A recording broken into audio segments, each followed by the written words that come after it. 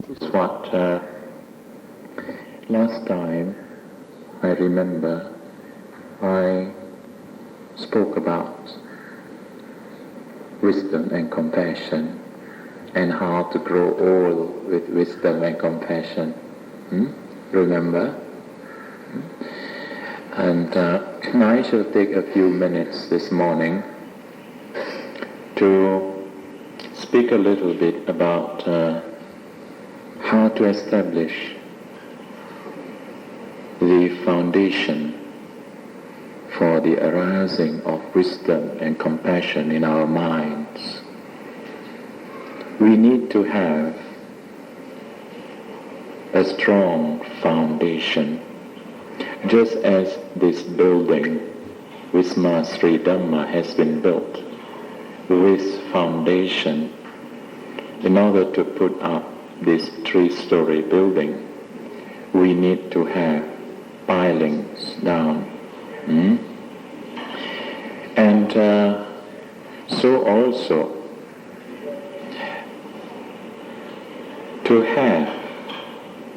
to lead a peaceful, meaningful, we need to have something to come back to again and again. And when we talk about wisdom, compassion, we are talking about certain values of life. Not so much about the material values which you have seen. And I think this is a good time for you to reflect on the happiness that you derive from food, from clothing. When you put on the new clothes and you taste the delicacies from one house to another house. What happened? What did you observe? Did you feel some pleasantness and happiness? Do you?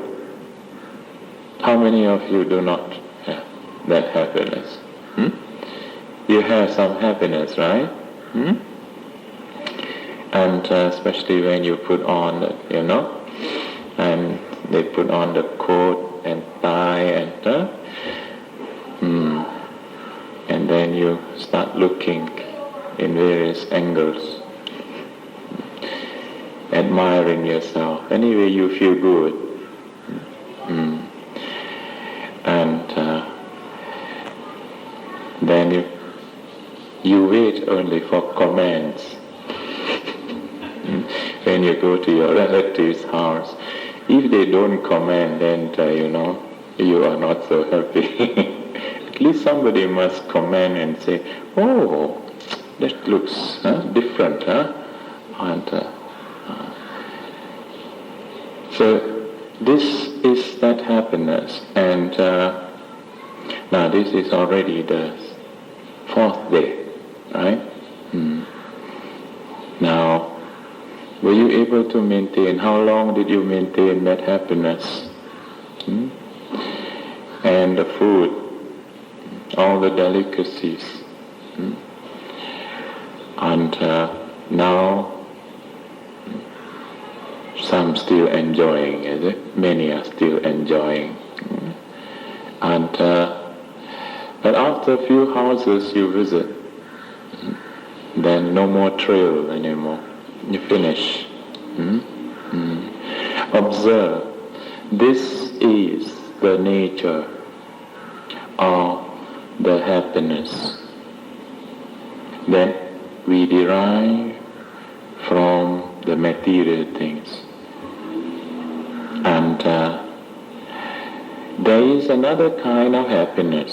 There are different degrees of different kinds of happiness actually. Although we in general, we broadly classify happiness into two kinds. Do you know the two kinds of happiness? The happiness that you get, you derive, dependent on external things, like clothing, like food, houses, shelter, and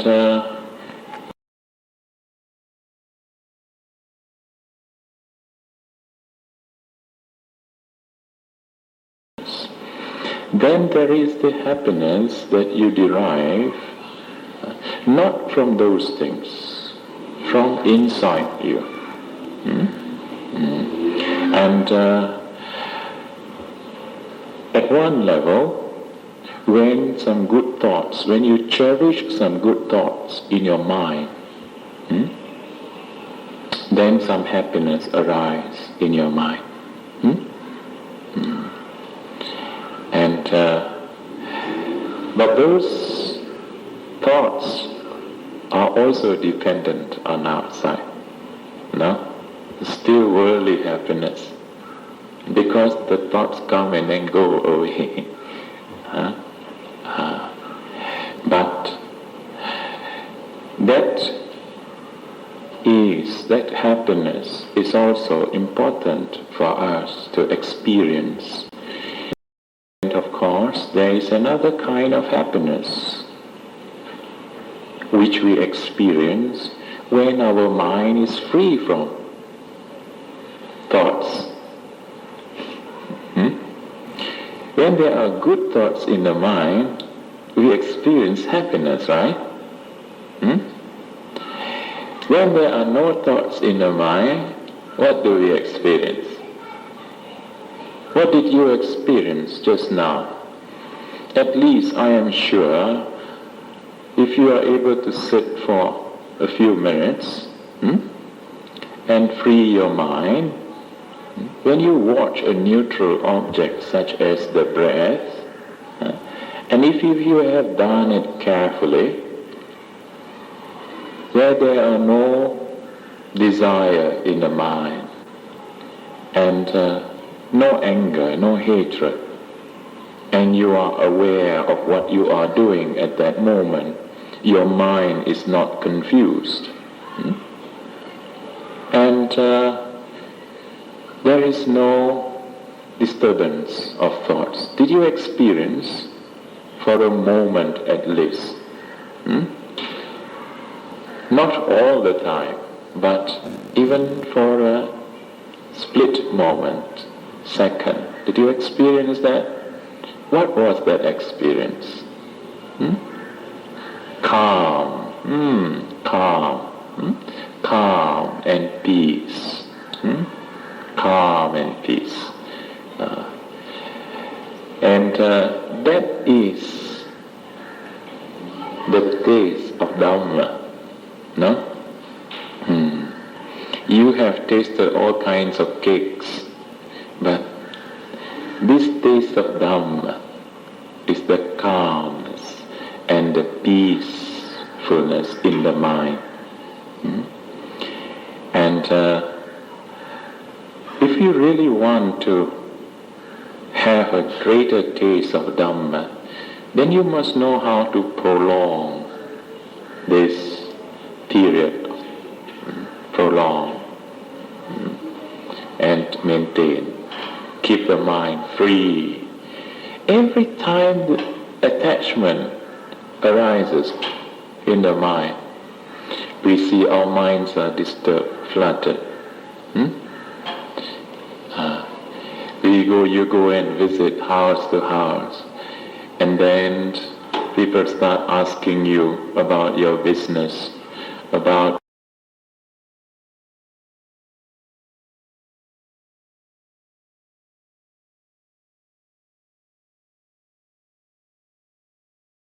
experience. Then you can talk a lot, but when they ask you something and unpleasant, you recall the unpleasant past, then what happens? Then you feel like want to run away from that place. Whenever one thinks of the past and attaches to something of the past, if it is unpleasant, then sorrow arises, grief arises in the mind. If it is pleasant, something pleasant, then it is true that you tend to cling to that pleasantness. But in the process of clinging to that pleasantness, after a little while you talk, and then finish. And then after that you feel empty. Nothing more to talk. And then you start eating some more. And that is how we experience. And the exercise that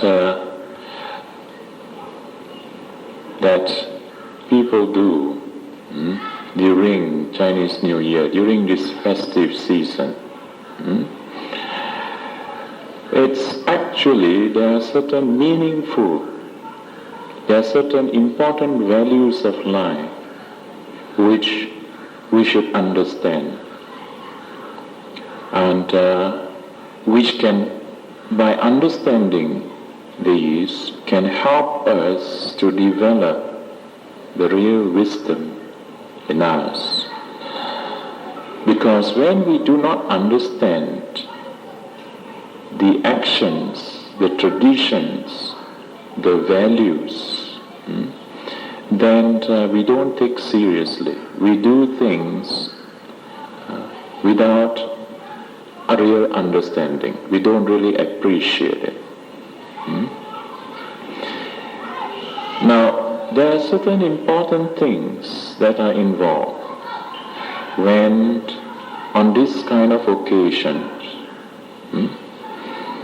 What are the things that are involved here in these traditional methods of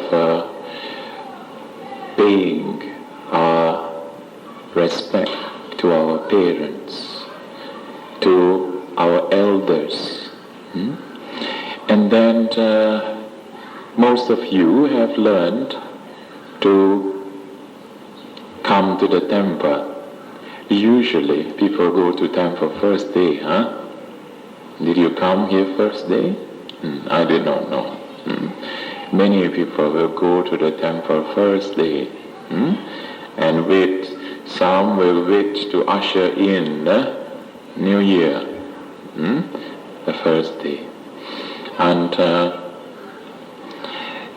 then they go and pay their respect to another kind. There are two kinds of elders. Do you know the two kinds of elders in our society, in our community, in this world? Two kinds of elders. What are these two kinds of elders? First, there is an elder in age. They are called physical elder.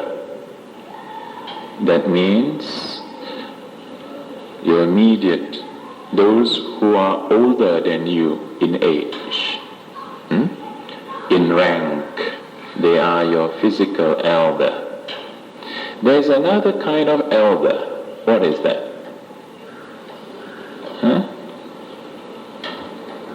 Anybody? Yes. Spiritual elder. In other words, they are elder in terms of wisdom. In terms of wisdom. They are your elder.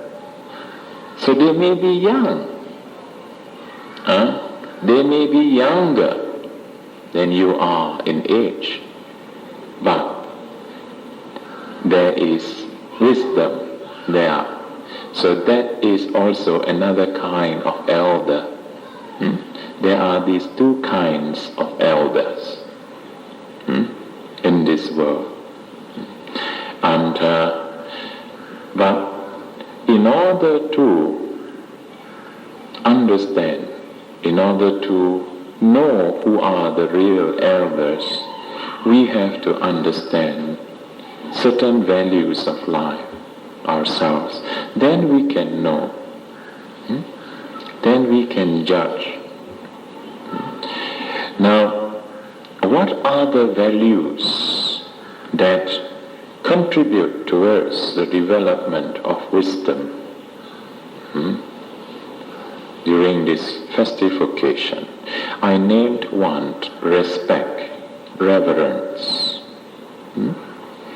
When you have respect and reverence for elders, then the moment this mental factor, reverence is a mental factor, is a wholesome mental factor, is a kusala cetasika. In Pali, we call it kusala cetasika. Cetasika is a mental factor. When reverence arises in the mind, then there are certain other things, certain other mental factors also arise. And your mind becomes lighter, becomes lighter. So that's why your head becomes lighter too. Your body also feels lighter when you have reverence, so you can kowtow more easily. When you have no reverence, everything is so heavy. So then, where reverence is there, it conditions you, the mind, to be free from hatred, free from aversion. And then gratitude arises. That is actually why we go out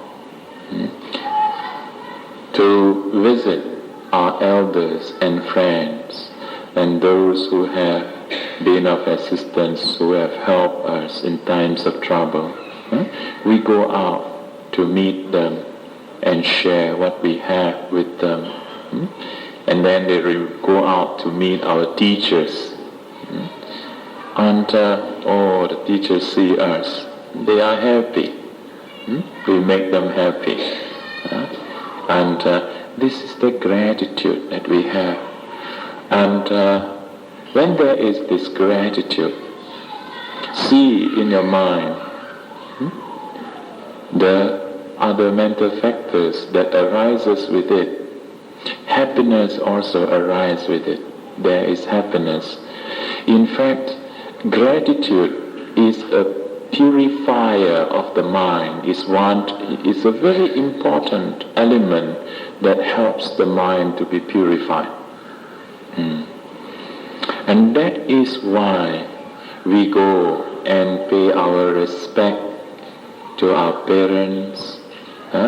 We kneel before our parents, or we kowtow before them, and then wishing them long, happy life, and wishing them free from suffering. And also,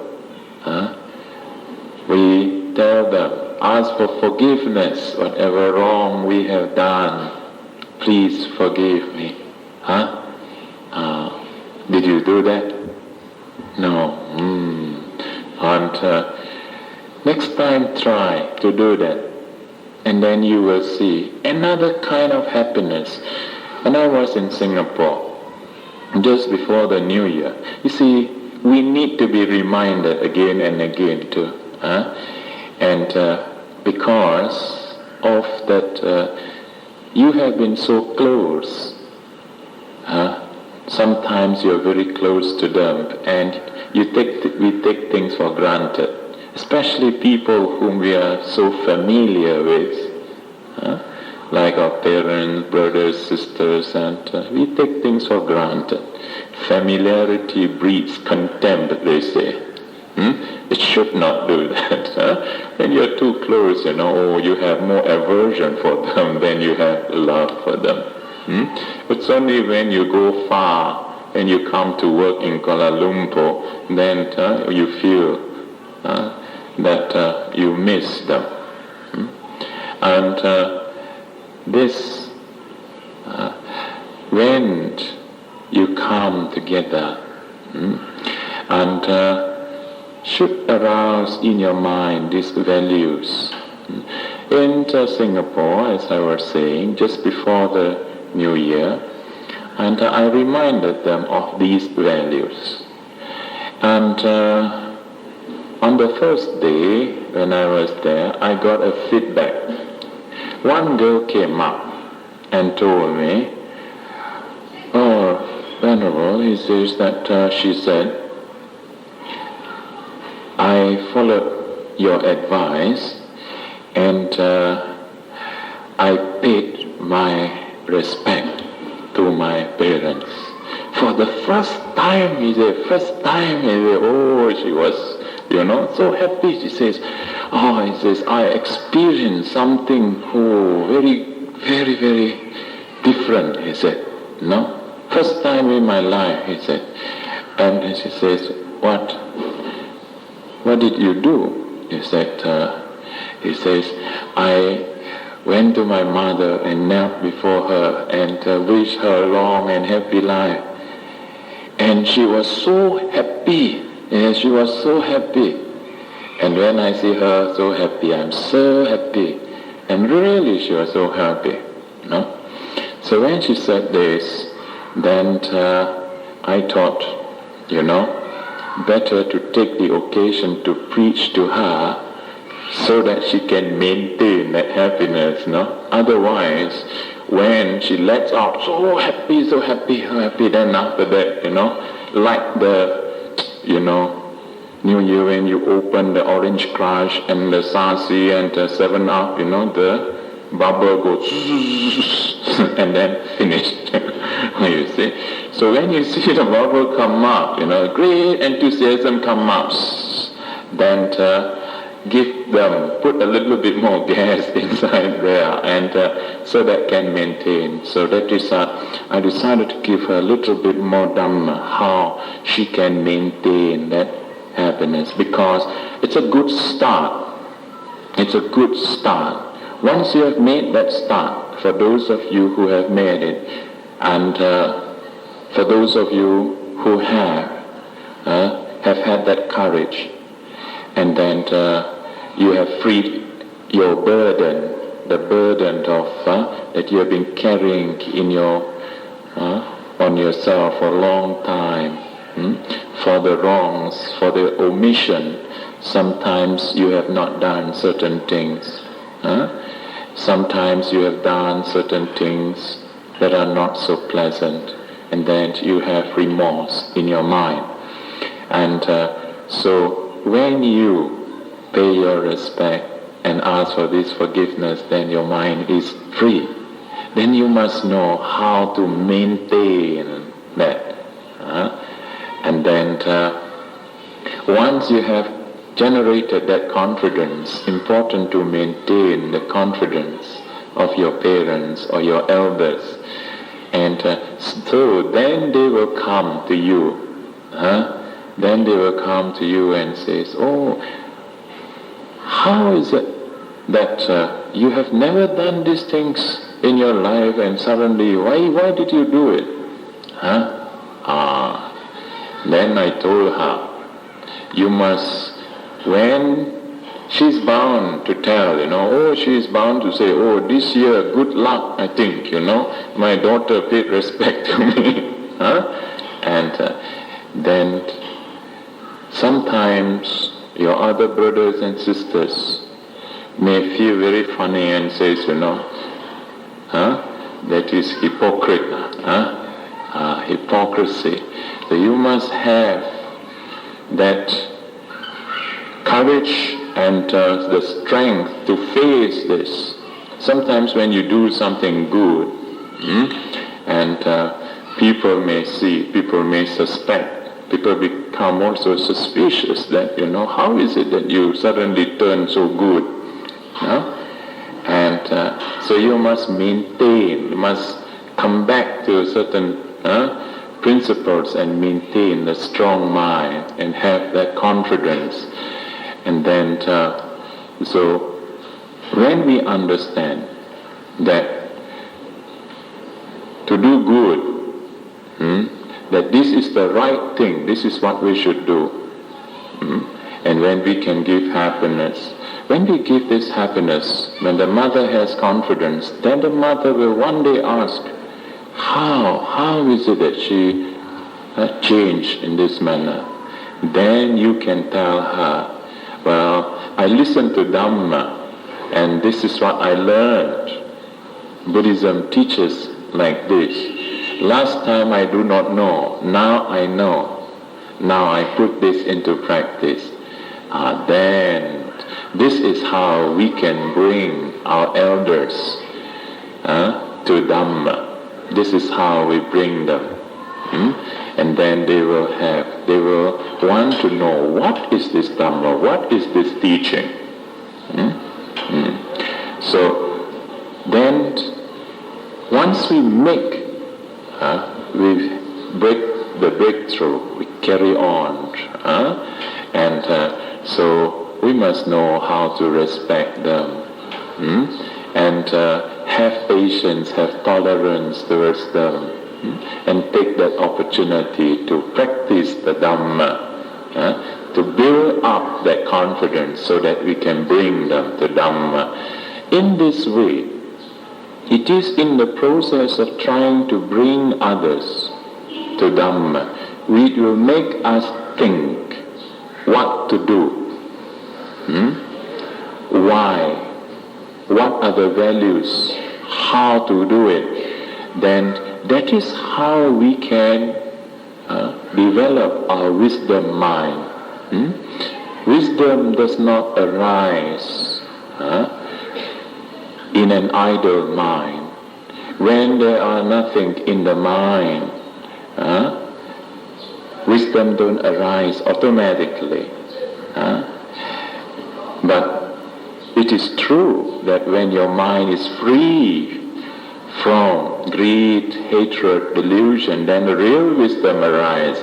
But to attain to that state of mind, there's a lot of work to do, a lot of striving to do, to free the mind from the craving, the desires, the hatred, and to overcome that delusion, the confused mind. A lot of things to do first, before really the real wisdom sets in. And but all these little values, reverence, gratitude, humility. People say, why should I bow before another human being? Why should I bow before my brother or sister? And if you can see there are certain virtues, there are certain goodness in them, you can respect that person. The goodness, respect the goodness, the virtues. Don't see the bad things. Forget the bad, but see the good things. In this way we can learn many things. We can learn from everybody too. Sometimes the children too, we can learn from them. And so this is the time whereby we, because of the celebrations, the festive season, it puts us in the right mood to arouse certain things that we don't normally do, then we do it. But it should not be only once a year. Once we start doing it, then we must try to continue the thing. Otherwise, only once a year.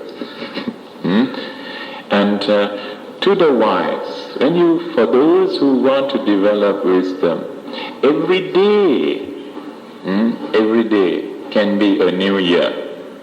Every day is a new day for you. When you reflect on your actions, every day there's a new challenge. Yesterday, how many times did you get angry? How many times did you wish people well and happy new year? And of those how many times you wish, how many times you really mean it? Or you just say happy new year by your but inside you're not happy. And sometimes just by the lip service only, inside still boiling inside, and want quickly go away. So to develop wisdom, the real wisdom and compassion, we must try to do the thing meaningfully. And it is by wanting to free others from suffering, giving them happiness, then we also grow in happiness. You talk to them nicely, make them happy, then you also become happy. And it is also a good time when you meet one another. Sometimes you do not know what to talk. Do not know what to talk. That is where mindfulness, you need mindfulness to know what to talk. When you know somebody already lost all his shares and all the business, then you should not go and ask them for that. Talk something else. And talk something else. Then when they talk, sometimes when they bring about unpleasant parts, then you must know how to change the conversation and bring the Dhamma in. This is where, when you come to listen to the Dhamma, I tell you yesterday, when I went back to see mother and to see my sisters, they came to see, and of course when I went back, and naturally they talk about the current situation. Very difficult to give them immediately Dhamma, no? And they tell me, inform me of the current situation, what is happening, and this and that, this and that. So I listen to them, and then I say, yes, this is the situation, and then I brought up, and that we see these unsatisfactoriness. We complain of this, complain of that. But if we look inside us, and if we put ourselves in the shoes of those people, other people whom we pinpoint, how would we do? What would we do? So, of course, they keep quiet, and then after that, silent. Then you bring in Dhamma, it spoils. Then it goes out a little while. Very difficult because people are so attached to so very difficult to give Dhamma.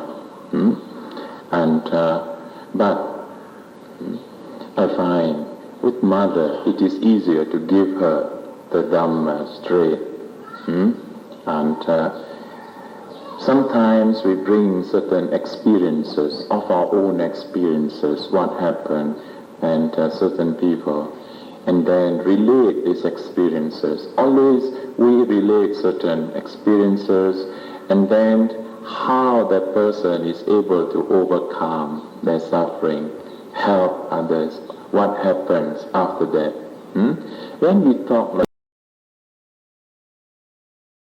this to the Dhamma, we can help. And then she also relates certain experiences, how by practicing metta, how certain fear arises, she was able to overcome the fear like that, give that kind of confidence. And then point out the year in, year out changes takes place. When people talk about dragon, they talk about prosperity. And then somebody point out, but still that. And then, we can use these symbols, and there are worldly interpretations of this symbol. There are also some spiritual interpretation of it. The other night, last night, I think I pointed out that, do you know the dragon, the symbol of the dragon? There is the 4-clawed dragon and the 5-clawed dragon. Do you know that? You do not know. Oh, you do not know. And the 4-clawed dragon is supposed to have, every time this symbol is depicted, it is an evil symbol. No? Not good. It means disaster. No? And so not all dragons are good. The 5-clawed dragon, they are the good one. No?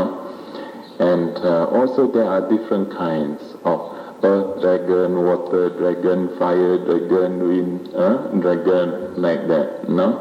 And so some fiery dragon comes up. A lot of fire is, burn, and disaster takes place also. Anyway, this year in Singapore, among those geomancy and among those who knows how to read this dragon, they also cannot agree among themselves what kind of dragon it is. What kind of dragon is it this year? There you are, you say earth dragon, somebody say wind dragon, or water dragon, Anyway, and there are two groups of them. Some say earth dragon, and so earth dragon, they say more crops will grow, good, they are down to earth. And anyway, and the 5-clawed dragon, 5 claws. What are these 5 claws? You know the 5 claws? The 5 precepts. The dragon that observes 5 precepts. And this is our interpretation, not the interpretation. So when you observe the 5 precepts and really keep the 5 precepts, then the good dragon. Don't simply think that dragon is good and then you don't do anything, you think prosperity will come to you. Dragon also has a good symbol, You see the curves in the dragon, You see the curves in the dragon, the ups and downs of it. So this year also you will see the ups and downs. And this is how I interpret the dragon here. There is ups and downs. And naturally, every time you see the ups and downs. But if you know how to see, if you know how to confront these ups and downs, if you know how to maintain that calmness, the contentment within you, then these ups and downs won't affect you. In fact, as long as we live in this world, We are bound. We are confronted with these ups and downs. What are these ups and downs? Can you remember? What are these? These are the worldly conditions. What are these worldly conditions? What are they? Yes, gain and loss. Some more? Praise and blame. Happiness and sorrow. Some more? Praise and blame. Praise and blame. One more? Fame and ill fame. Good. First, try to put this in the mind. Register this in the mind as words. And then understand the concept. And then understand and then how to practice this thing. Actually, in the quietness of our mind, then we bring out what we have heard, what we have learned. That as long as we live in this world, there is profit, there is loss. There is gain, there is loss. There is praise, there is blame. Maybe this year you will be very famous, good name. But be careful. And the good name also, when you have fame, ill fame also comes to you. Then another one, happiness and sorrow. Sometimes you have sorrow, sometimes there is happiness. When we contemplate, when we frequently contemplate on these 8 worldly phenomena, contemplate means we recall, yes. Whenever we are in a situation whereby we are happy, right? We are happy. And we observe that, this happiness is also not lasting. It will come to pass. So I should not be too elated, be too happy about these things. Maintain. And when there is sorrow, we should not be too sad, because we know that this is also not going to be permanent, because there will be time when we become happy too. Have you experienced all sorrow throughout the year? Even in one day, Or you may be very depressed, but still in those moments of depression, there will be moments where you can put up your head and breathe in and breathe out and be very happy about it. But the next moment, now again. There are moments of this. The only thing is, when the head comes up, you must know how to keep the head upright. Very important. To be able to keep the head upright.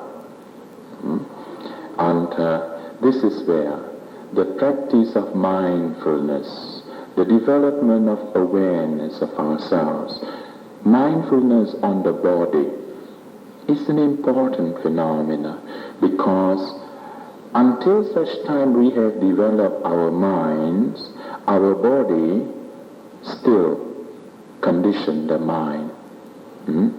So it is a fact that they have found out how when you put your head down, always you keep your head down. And if you keep your head down for too long, it can arouse. Certain depression can arise in your mind. That is why every time there is sorrow in your mind, every time there you feel depressed, don't put the head down. Sit up. Sit up. And then you will find, as you watch your breath, little by little the depression goes away. You see? And then to maintain that. In order to keep the mind steady, and so we have to take one object, take at least one object. That is what? This is what we call the object of meditation. One neutral object. You can watch your breath, or some of you may have different mantras. And yesterday, as we were coming back in the car, they have, somebody had played a tape, Om Mani Padme Hum, Om Mani Padme Hum. Oh, very nice also, no? They were able to maintain that calmness while driving. And more, when you have, as you breathe in, Bhutto, Bhutto, Bhutto, or some people prefer to have Om Mido, Om Mido, Om Mido, Kanza Yimposa, Kanza Yimposa, Kanza Yimposa. Never mind. But keep the thing in your mind. Yes. When you keep that in your mind, what happens is this, that you have an object for your mind to come back again and again. Because the mind is such, always wanting to go out here and there. And it always flirts, stick to something, and then doesn't stay very long, and then jump to another thing. Now, to steady the mind, to keep the mind steady, always bring back your attention to one thing, and get used to it again and again, again and again, again and again, so that it will become very natural. And so while you are talking, then you can also return. After a little while, you return your attention to your object of meditation.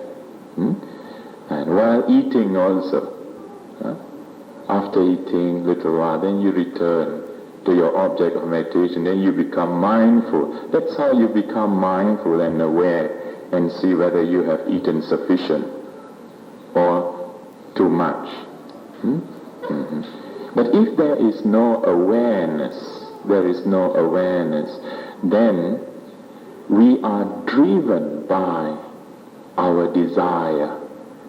Often, very often, where there is no awareness, there is no concentration, the mind is driven by our craving, by our attachments. We cling to something and we hold fast to that, and then we build up on that. We cannot let go. And this kind of craving, this kind of attachment, if we have developed this again and again, the habit pattern is formed so strongly, so very, very difficult to give up, but still not impossible.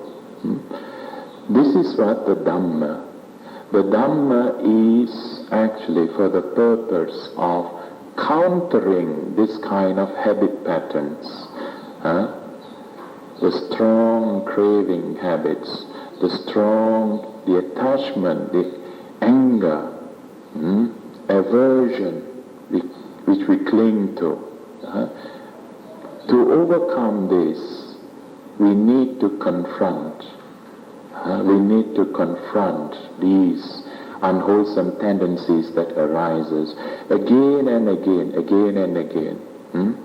And again, now when we teach, now even a young, small girl, when she was taught how to practice, and when she practices it, she can relate her experience. A small girl in Singapore, her niece, and when she was taught how she can, whenever the mother is upset with her, when she gets angry, we tell her, don't get angry, go to a quiet corner and then sit down for a little while and breathe in, breathe out, watch your breath and Buddho, think of the Buddha, Buddho. And actually she did this thing, no? And then, small as she is, she didn't cry. Huh? And she was able to overcome her anger, aversion, whenever it arises. You see? Huh? So, no matter what age they are, if they have the wisdom, if they have the courage to practice, they will see the result. You see? They counter it, this. Huh? And if they start at that age, they know how, they have learned a technique, a way, how to confront problems, how to confront the defiling tendencies of craving, of hatred and delusion, then it will go a very long way for them, that they will be able to develop themselves very rapidly, you see. But for those who have not started, we should try to start. We should try to start and learn how to confront, because the more we listen, the more we understand the Dhamma, we see that the nature of life is such that as long as we are born, we cannot be free from suffering. We cannot be free from these worldly conditions. We have, the Dhamma is there for us to confront, to teach us how to confront them. To confront these worldly conditions, we need to steady, we need to make our mind steady and strong, so that the mind will not flutter, will not waver. So, if you have not got, if you have not have something in the mind, some people take as chanting. Chanting is also good. Take something in your mind, and where you can return your mind as a reference point. And we teach the method of breathing, watching your breath, because it's very natural. Whatever you do, as long as you are alive, you will have your breath with you. So it doesn't go away. So every time you can bring back your attention to your breath, watch the breath. When you are angry, observe the breath. In, out, and Buddha. And then calm yourself down, and then you see the anger goes away. Now when you develop this awareness, what will happen is, as you grow in awareness, then little bit unwholesome action, wrong actions that you do, you will begin to see some remorse. Remorse arises. Do not be afraid of the remorse. Because if a person commits bad action and he does not know it is bad, he has no remorse, no conscience, then he continues to do the bad things, nothing to restrain him. But when we begin to learn what is right, what is wrong, what is good, what is bad, and when we perform something not so good, then we become aware of it. Then the guilty conscience, we have conscience, we become remorseful of that action. But don't cling to that remorse. We must know not to cling to that remorse. We must know how to free our mind from that remorse. To free that mind, we make it a determination or aspiration, right aspiration, to have the right thoughts, right determination. That what are these right thoughts? Right thoughts are those thoughts. The thoughts of giving up what? Renouncing what? Well, if you are not ready to renounce, husband and wife and children, don't renounce them immediately, but you can renounce what? 3 things that you can renounce. Renounce greed. Give up the greed by generosity. It is by your sharing, by the spirit of sharing, the true spirit of sharing, that you give up craving. Then by giving love, giving loving kindness, wishing others well and happy, that's how you give up hatred. By constantly bringing your attention and arousing awareness, concentration and awareness within you, you can give up delusion, you can give up confused states of mind. These are the things to give up. And when we think of this is good thought. Wherever there is a good aspiration, therefore we can counter our remorse by having right aspiration, right determination in our mind. And to those who are cultivating and who are trying to do good, you will find that even the slightest bad thing will make you upset. Because then you will see the unsatisfactoriness. You will begin to experience the real what dukkha is about. You become more aware of the nature of your actions, the nature of karma. Then you will want to restrain. You will be on the road to restrain yourself from evil actions.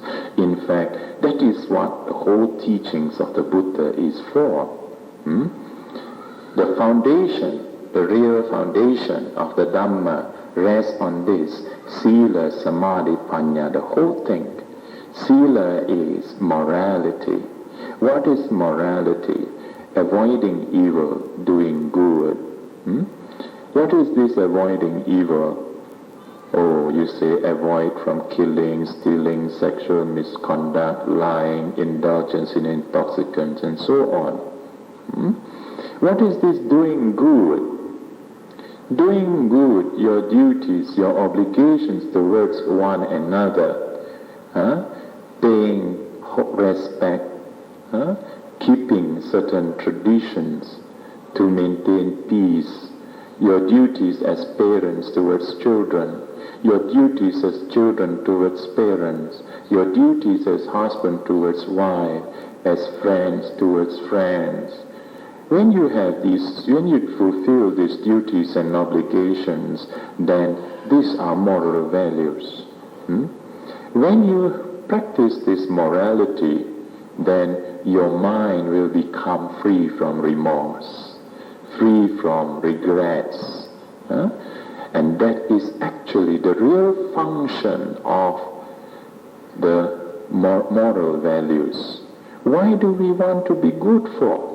Because we know when we are bad, when we perform certain wrong actions, naturally nobody needs to punish us, but the mind becomes restless, the mind becomes remorseful. So in order to free the mind from remorse, we need to restrain our conduct. So have good conduct. Where there is good conduct, naturally the mind becomes free from remorse. The mind that is free from remorse is naturally calm and peaceful mind. That mind that is calm and peaceful is conducive to concentration. Then when there is concentration, then one will be able to see, will be able to contemplate the nature of life and see cause and effect. The moment we begin to see cause and effect, we understand the law of karma, we accept our moral responsibilities. That is the path to wisdom. Wisdom is the understanding of the law of cause and effect, the understanding of karma. And also, Wisdom is the understanding of the fundamental noble truths, the truth of dukkha, the cause of dukkha. Keep on seeing this thing. The Dhamma practitioner should not be afraid of dukkha, but should not cling to dukkha, but to see dukkha. Whenever suffering arises, whenever sorrow arises in your mind, confront it. If your mind waver, strengthen it by developing your mindfulness on the body, mindfulness on your breath, then confront the dukkha and see. Then in the calmness of your mind, see the cause of that suffering. And you will find you can trace the cause to clinging, because of clinging, because of craving. The moment you see the cause, you can see the end of it. You will see it goes away. But again the craving comes because it's so strong. So you have to attack the craving until it becomes very weak. Then the mind can become very free. You can free the mind. So, the purpose of doing good, of fulfilling our duties towards one another, is to free our minds from remorse. And when the mind is free from remorse, then that mind is naturally calm, naturally gladdened. There is peace in the mind. That peaceful mind, when there is peace, we can concentrate. When the mind can concentrate, we can analyze, we can see good and bad. Then we understand karma. So those of you who have listened, have heard, have read a lot about karma, now try to relate it, try to apply it in your day-to-day life, and see how karma arises. And contemplate about, because we are really the results of our actions. Then when we see karma, then we will see the truth of life. The unsatisfactoriness, the moment we really see the unsatisfactoriness of life, we will also see the cause, the end, and the way, the path that leads to the end. That is how the whole teachings of the Buddha is based on sila, samadhi, panya, morality, concentration, wisdom. To develop our concentration, we need to strengthen morality. So, can continue. When these traditions, festivals as it is, we should not celebrate blindly. We should know the values and how to develop ourselves so that we can, as the years go by, we can grow in wisdom and in compassion. The real wisdom, when one has real wisdom, there is also compassion in the mind. When you have compassion, compassion will lead you to wisdom too. So I think with this we shall conclude, but for a few moments we shall conclude with a few minutes of meditation and calming down oneself again. And tu sabba mangalam rakkantu sabba devata sabba bhutanubhavena sada soti bhavantu te bhavatu sabba mangalam rakkantu sabba devata sabba dhammanubhavena sada soti bhavantu te